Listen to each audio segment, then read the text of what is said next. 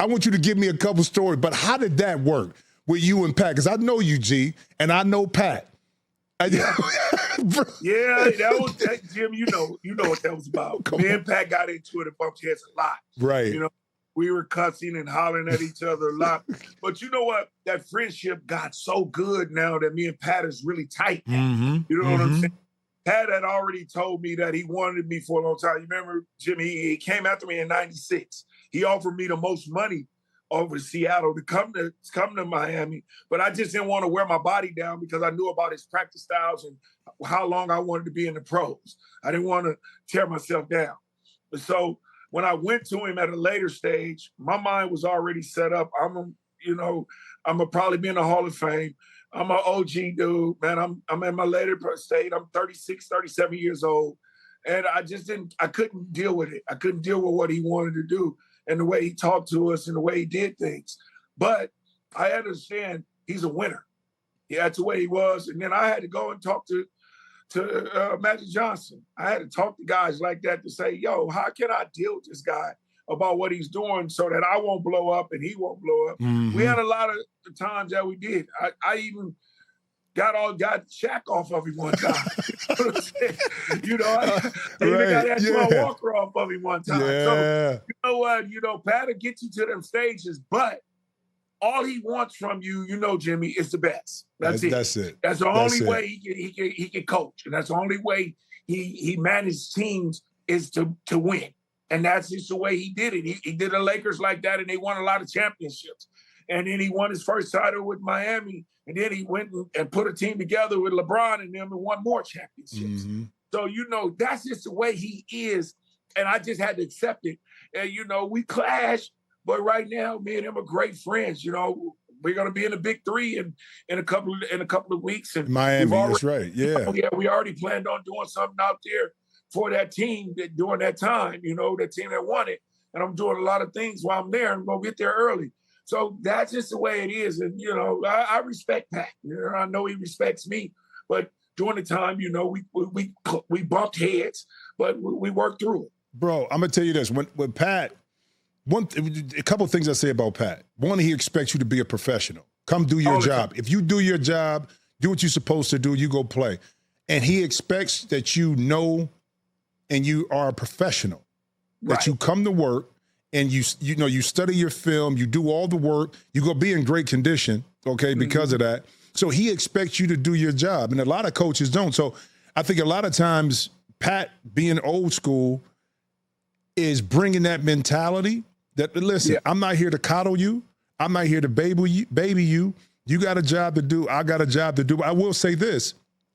The organization from top to bottom is just one of the best. I mean, they take care of a lot of stuff, right? Like off the court stuff, they try to take care to eliminate any problems you got, right? They do that.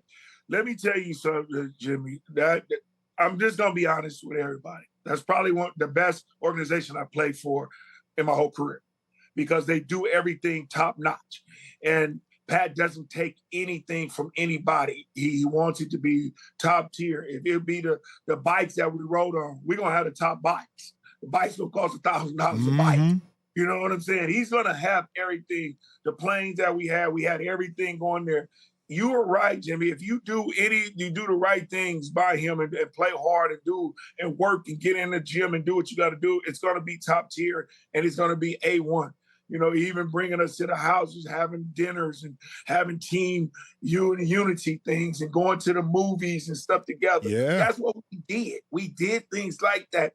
And that was the top 10, and especially with the ownership there. Mickey Erickson. Mickey, one of the best, man. It was one of the best owners that I ever played for, too. Hands down, right? He's a part of everything. He lets you be you, let you talk. Even his son and his wife was involved with a lot of our things, coming to a lot of events, being there, being supportive. And that was just one of the things that I loved about it when I got there, is because seeing that on their organization, and not an organization where they just bring you in as a piece of meat. No. And say, hey, you're supposed to win for me. That's it. Go on about your business. No, that's not it.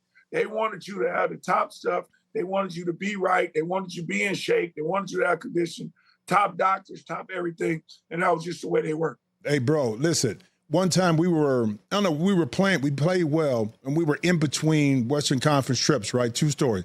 One, we were flying either to Denver or from Denver somewhere else. Man, he took us to Vegas one night.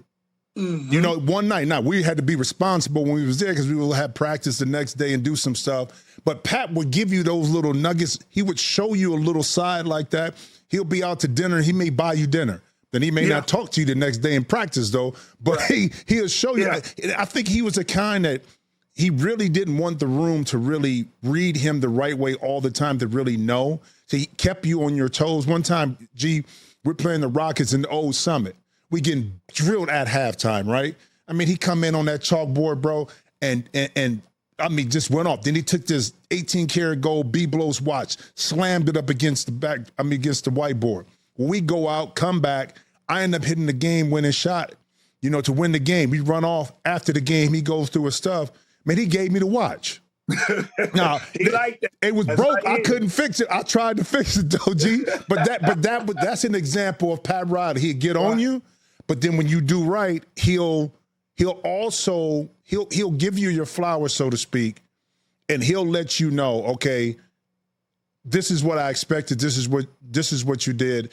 And that's all about being a pro. Check out new episodes of The Jim Jackson Show every Thursday. Watch on the Rich Eisen Show YouTube page. Follow the show on Instagram at Jim Jackson Show, or listen wherever you get your podcasts.